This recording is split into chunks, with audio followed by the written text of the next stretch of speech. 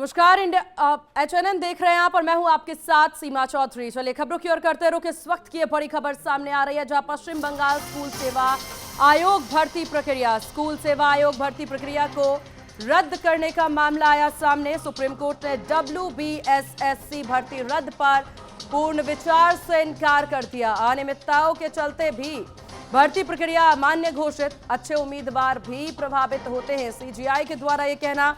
CGI ने आगे कहा कि योग्य उम्मीदवार दोबारा चयन पा लेंगे। तो इस वक्त की बड़ी जानकारी आपको दे दें, अच्छे उम्मीदवार भी प्रभावित होते हैं, CGI के द्वारा ये बात कही गई। CGI ने कहा कि अगर योग्य उम्मीदवार हैं तो दोबारा मौका पा लेंगे। पश्चिम बंगाल स्कूल सेवा आयोग भर्ती प्रक्रिया रद्द।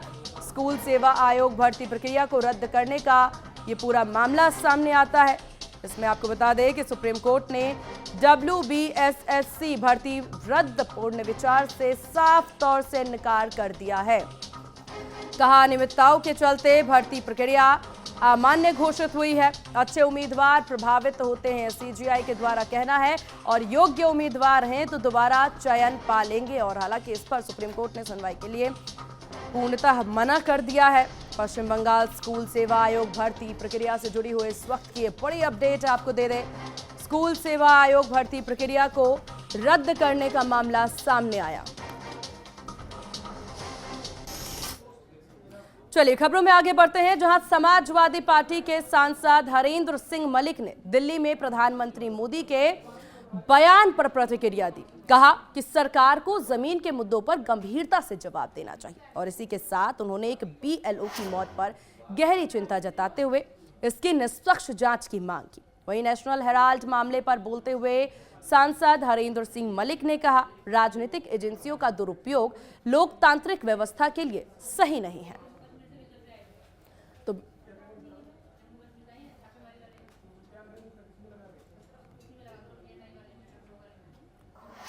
चलिए खबरों में आगे बढ़ेंगे और इस वक्त की बड़ी खबर सामने आ रही है जहां पश्चिम बंगाल में SIR को लेकर के घमासान मचता नजर आ रहा है। बौद्ध धर्म के लोग और ईसाई सुप्रीम कोर्ट पहुंचे। SIR प्रक्रिया को लेकर के याचिका दायर की है। SIR प्रक्रिया पर अस्थायी रूप से शामिल करने की मांग की जा रही है। सुप्रीम कोर्ट ने चुनाव आयोग को नोटिस भेजा। 9 दिसंबर को याचिका पर होगी सुनवाई। याचिकाकर्ता की वकील करुणा नंदी ने सुप्रीम कोर्ट में कहा, हम 2014 से पहले भारत आ चुके थे, फिर भी हमें CAA के तहत सुरक्षा नहीं मिली। उन्होंने वासुदेव फैसले में दिए गए प्रावधानों के अनुसार SIR में अस्थायी रूप से शामिल किए जाने की मांग की। सुनवाई के दौरान CGI ने स्पष्ट किया है कि नागरिकता के मुद्दों पर सिर्फ धर्म के आधार पर भेदभाव नहीं किया जा सकता है।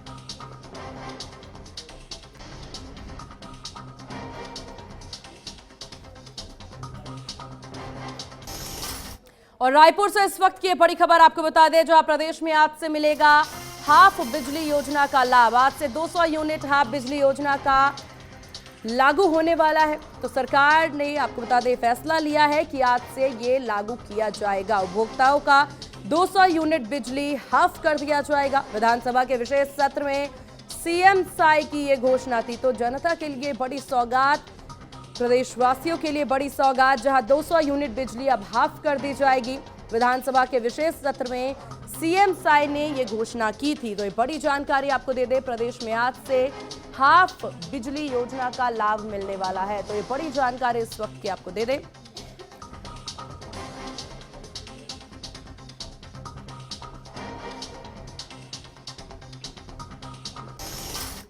और दिल्ली से बड़ी खबर आपको बता दें, जहां दिल्ली में आज से टोंग इल मूडो एसोसिएशन द्वारा एक महत्वपूर्ण जनरल मीटिंग का आयोजन किया गया, जिसमें राजधानी के सभी स्पोर्ट्स कोच बड़ी संख्या में इसमें शामिल हुए। बैठक का मुख्य उद्देश्य दिसंबर 2025 में आने वाले चैंपियनशिप की तैयारियों पर चर्चा करना रहा। अब मीटिंग की कमान एसोसिएशन के जनरल सेक्रेटरी और अध्यक्ष ने संयुक्त रूप से संभाली। दोनों पदाधिकारियों ने कोचों के साथ आयोजन की रूपरेखा, खिलाड़ियों की तैयारी और आयोजन से जुड़े हुए प्रबंध का विस्तार से इस पर संवाद किया।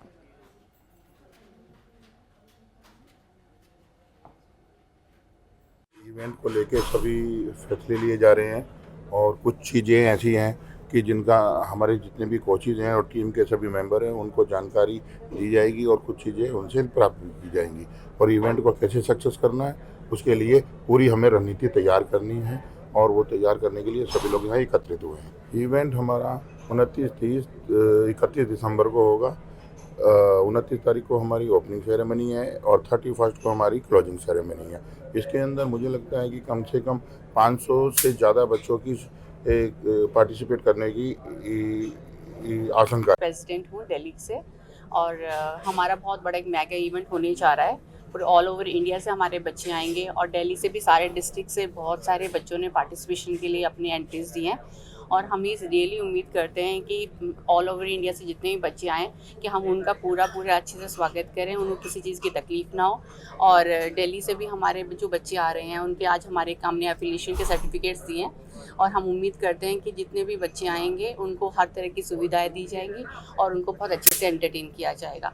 और बस मेरी ये रिक्वेस्ट है हर किसी के पेरेंट्स से कि आप अपनी ज़्यादा से ज़्यादा संख्या में अपने बच्चों को एक बूस्टअप करिए कि इस गेम में पार्टिसिपेट करें और हमारे इस मेगा इवेंट को सक्सेस।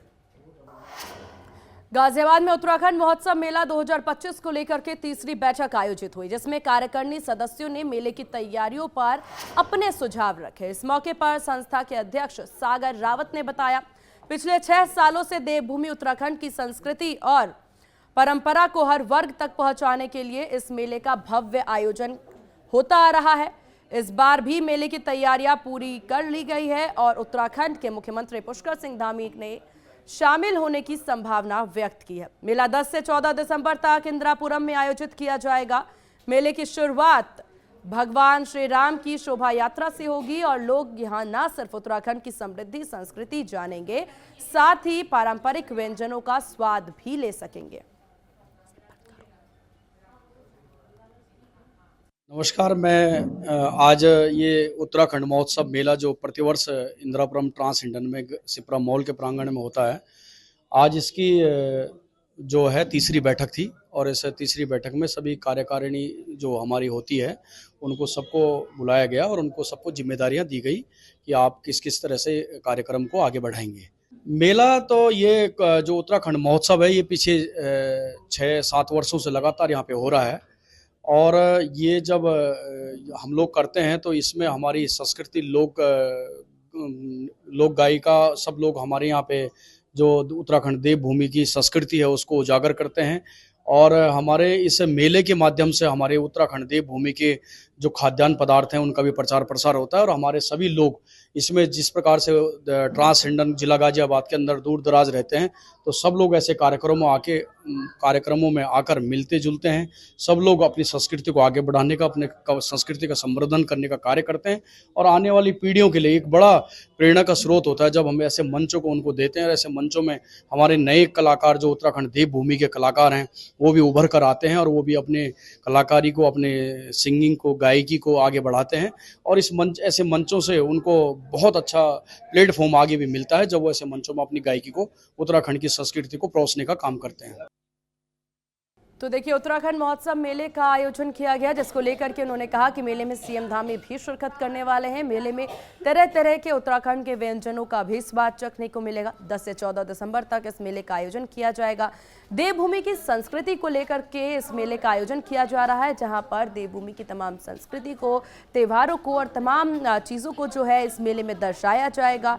खासतौर पर माना जा रहा है कि सीएम पुष्कर सिंह धामी भी इस मेले में आगमन कर सकते हैं। देवभूमि उत्तराखंड की संस्कृति का प्रदर्शन जो है किया जाएगा और उसी को लेकर के इस बैठक का आयोजन किया गया कि मेला किस प्रकार से रहने वाला है, मेले में क्या कुछ तमाम चीज़ें रहने वाली है, उसको लेकर के जानकारी इस बैठक में दी गई है।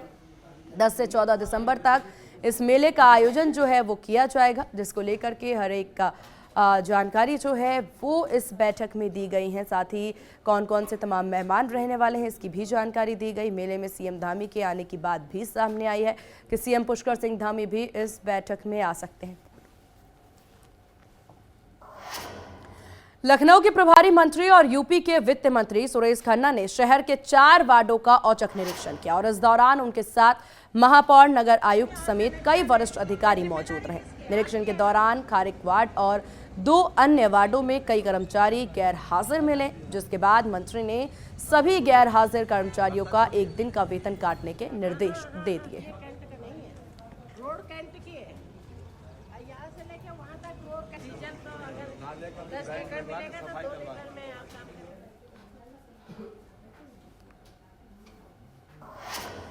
और इधर बस्ती जिला कारागार में विचाराधीन बंदी के साथ मारपीट के मामले ने हड़कंप मचाकर रख दिया है। गैंगस्टर कोर्ट ने घटना का संज्ञान लेते हुए जेल अधीक्षक को तत्काल स्वास्थ्य परीक्षण कर 2 दिनों में जांच रिपोर्ट सौंपने के निर्देश दिए। बंदी के अधिवक्ता ने अदालत में आवेदन देकर आरोप लगाया कि जेल राइटर और कुछ बंदियों ने पूर्व योजना के तहत बंदी के साथ पैर बांधकर लाठी डंडों से बेरहमी से पिटाई की है।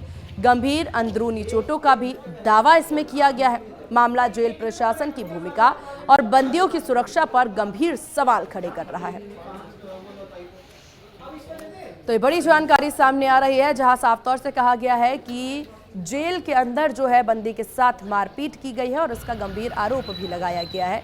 जेल सुरक्षा व्यवस्था पर अब सवालिया निशान जरूर खड़े हो रहे हैं, जहां कोर्ट ने बंदी की पिटाई पर सख्त से सख्त कार्रवाई के आदेश दिए हैं। जेल अधीक्षक को 2 दिन में रिपोर्ट सौंपने के निर्देश भी जारी किए गए हैं कि 2 दिन में रिपोर्ट जो है सौंपे जाए। ये एक राजकुमार मध्येसिया नाम का कैदी था जो न्यायालय के आदेश से जिला जेल में निरुद्ध है। अभी मुझे ये जानकारी मिली, क्योंकि मैं उसका अधिवक्ता हूँ, मुझे ये जानकारी मिली कि उसके साथ काफी मारपीट की गई है जेल के अंदर और जान से मारने का प्रयास भी किया गया है उसको, और काफी चोटें भी उसको थी। जब पिछली तारीख पे वो आया है न्यायालय, तो मतलब लगातार वो रोता रहा। जब मैंने कई बार पूछा तो उसने बताया कि वकील साहब ऐसी ऐसी बात है और वहां पे मुझे फला लोगों ने जान से मार डालने की नीयत से, और ऐसा भी उसने कहा कि ये सब जो हो रहा है वो जेल प्रशासन के संरक्षण में हो रहा है। तो ये बहुत ही दुर्भाग्यपूर्ण है, क्योंकि जेल के अंदर जो व्यक्ति है वो व्यक्ति न्यायालय के आदेश में है, न्यायालय के आदेश पर न्यायालय। बस्ती जिला कारागार में विचाराधीन कैदी राजकुमार मधेसिया की मारपीट के प्रकरण को लेकर वरिष्ठ जेल अधीक्षक ने बताया कि मारपीट की घटना को लेकर आपस में 2 कैदियों में कहासुनी जिसको लेकर संबंधित कर्मचारियों द्वारा बलपूर्वक हटाया गया था।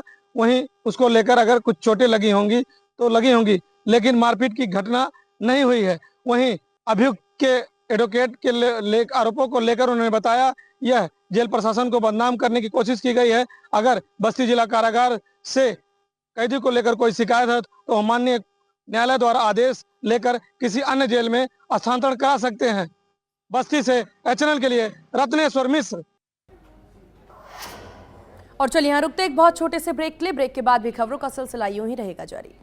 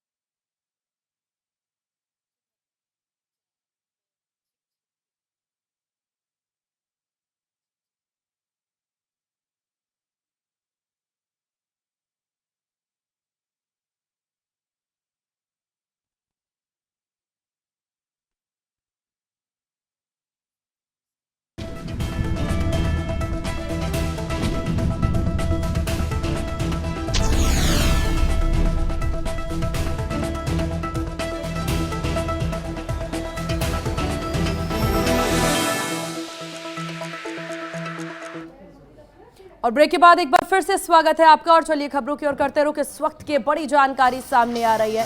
अहम खबर तमिलनाडु से, जहां तमिलनाडु में एसआईआर को चुनौती देने का मामला सामने आया है। अभिनेता विजय की पार्टी टीवीके की याचिका पर सुप्रीम कोर्ट 4 दिसंबर को करेगा सुनवाई। सीजेआई सूर्यकांत और जस्टिस बागची की पीठ करेगी सुनवाई। याचिकाकर्ता के वकील गोपाल शंकर नारायण का बयान सामने आया। कहा आंगनबाड़ी कार्यकर्ताओं को बीएलओ के रूप में नियुक्त किया गया है। कार्यकर्ताओं पर लक्ष्य पूरा करने का दबाव भी दिया जा रहा है, वकील के द्वारा ये कहना है। तो बड़ी जानकारी आपको दे दें,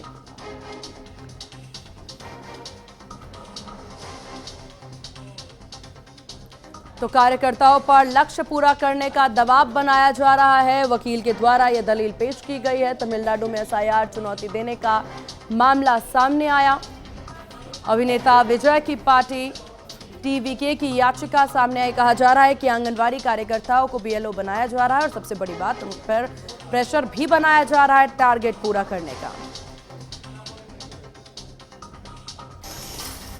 और इसी बीच दिल्ली से इस वक्त की बड़ी खबर आपको बता दें, जहां दिल्ली से ये बड़ी जानकारी, अंतर्राष्ट्रीय आतंकी मॉड्यूल का पर्दाफाश हुआ है। यूपी, मध्य प्रदेश और पंजाब से आतंकी गिरफ्तार हुआ। पुलिस ने 3 संदिग्ध आतंकियों को गिरफ्तार किया है। दिल्ली पुलिस की विशेष शाखा ने अंतर्राष्ट्रीय आतंकी नेटवर्क से जुड़े हुए यूपी, मध्य प्रदेश और पंजाब के 3 संदिग्ध आतंकियों को गिरफ्तार किया है। यूपी के बिजनौर निवासी आसिफ उर्फ आरिश ने पूछताछ में कबूल किया है कि वह पाकिस्तानी आतंकी शहजाद भट्टी के इशारे पर 25 नवंबर को पंजाब के गुरदासपुर में पुलिस थाने के बाहर हुए ग्रेनेड हमले में शामिल था। शहजाद भट्टी पाकिस्तान खुफिया एजेंसी के साथ मिलकर भारत में आतंकी साजिशें रचता है और सोशल मीडिया के माध्यम से भारतीय युवाओं को बहलाता फुसलाता है। और इस विषय पर ज्यादा जानकारी के साथ संवाददाता पुनीत मोहन फोन लाइन पर हमारे साथ बने हुए हैं। पुनीत, पुलिस के हाथ ये बड़ी सफलता मिली है, जहां पुलिस ने कई आतंकियों को गिरफ्तार किया है। क्या कुछ बड़ी अपडेट इस विषय में? देखिए, दिल्ली पुलिस की विशेष शाखा ने इंटरनेशनल टेरर नेटवर्क से जुड़े 3 संदिग्ध आतंकियों को गिरफ्तार किया है, जिसमें से एक की गिरफ्तारी यूपी से हुई है, दूसरे की मध्य प्रदेश और तीसरे की पंजाब से हुई है। यूपी के बिजनौर में रहने वाला आसिफ उर्फ आरिफ पाकिस्तानी आतंकी शहजाद भट्टी के इशारे पर काम करता था।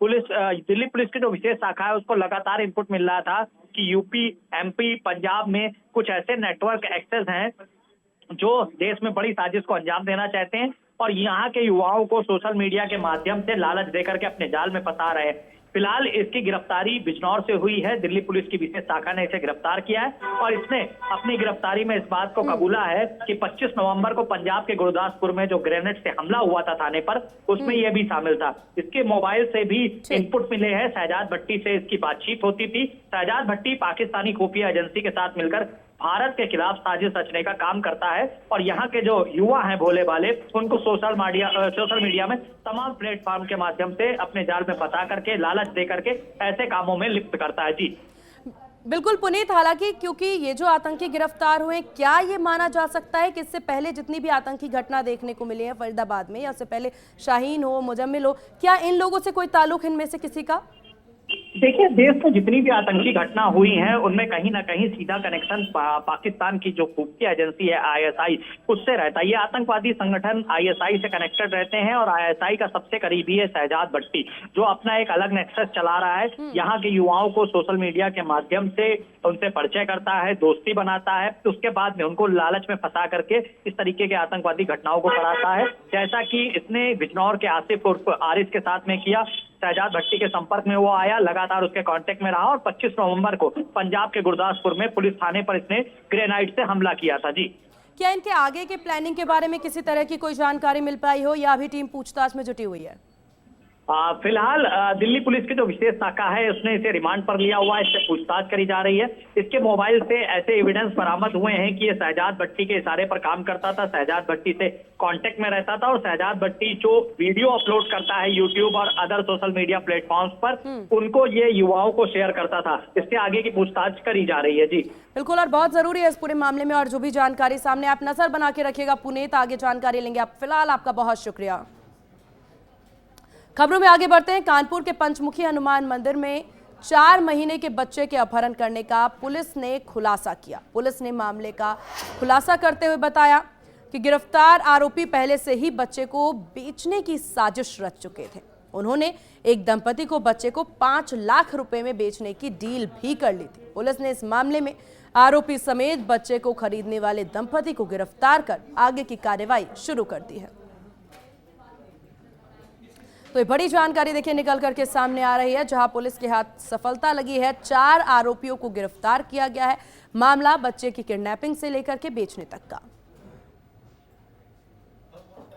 छोटी बच्ची अपने 4 माह के छोटे भाई को लेकर के कुछ मांग रही थी। उसी दौरान एक मोटरसाइकिल पर एक महिला और एक पुरुष आए और उससे बच्चा लेकर के चले गए। इस प्रकरण में पुलिस टीमें लगाई गई थी, सीसीटीवी फुटेज देखा गया था। 24 घंटे के अंदर बच्चे की सकुशल बरामदगी की गई है।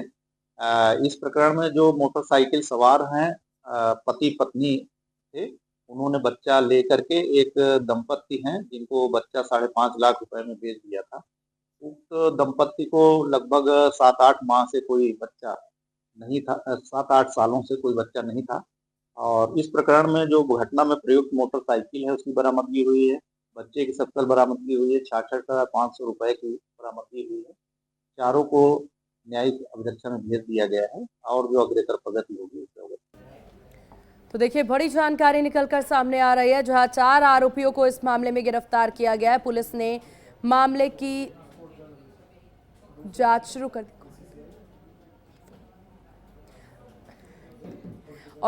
और इस विषय पर ज्यादा जानकारी के साथ संवाददाता इब्ने हसन हमारे साथ फोन लाइन पर बने हुए हैं।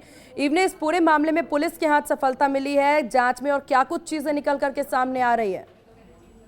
देखिए सीमा, मैं आपको बता दूं कि कानपुर के थारू बस्ती निवासी सोनी की 13 वर्षीय बेटी जो है अगर शुक्रवार की शाम को जो है मंदिर के गेट पर वहां पर भिक्षा मांग रही थी, और जिसमें उसकी अगर बात की जाए तो गोद में 4 माह का उसका एक बच्चा भाई भी था।